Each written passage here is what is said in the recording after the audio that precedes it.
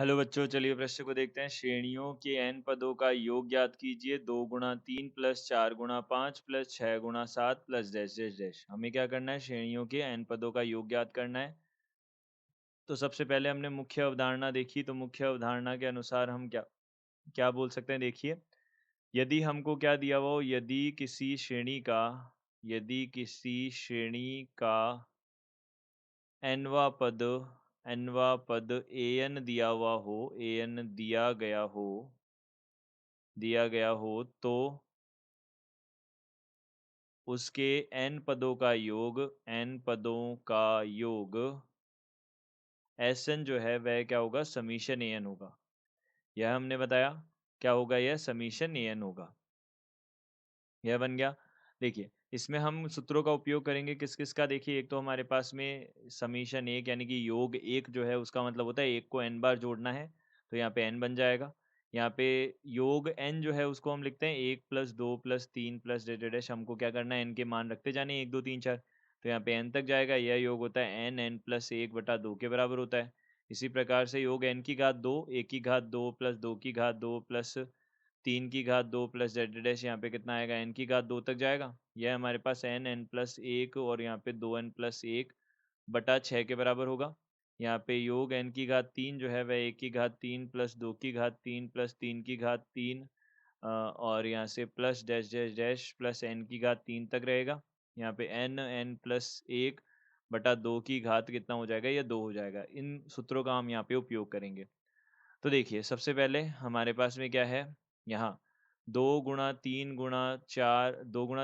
Plus 4 गुणा 5 plus 6 गुणा 7 plus dash dash dash यहाँ पे है। तो हम इसका nवा पद देख लेते हैं। तो nवा पद हमने देखा तो प्रथम पद 2 4, पहला पद है 2, फिर इसी प्रथम स्थान पे जो पद है हमारे पास में वह क्या क्या है? देखिए, 2 है, 4 है, 6 है, 8 है, 10 है, इस प्रकार से है। तो हम यहाँ से बोल सकते हैं इसका nवा पद जो बनेगा, केवल इस प्रथम स्थान वाले पद का nवा पद जो बनेगा वह क्या बनेगा? यह बनेगा 2n। किस प्रकार से देखा हमने? यह पहले पद में 2 है, दूसरे में 4 है, सम संख्याएं हैं और प्लस इसी के साथ हम बोल सकते हैं कि 1 2 3 4 रखेंगे तो कितना आ जाएगा? 2 4 6 8 आ जाएगा। तो यहाँ पे an बराबर 2 हो जाएगा, 2n हो जाएगा। दूसरी जो हमारे पास श्रेणी है 2 3 5 7, इस प्रकार से यह एक समांतर श्रेणी है।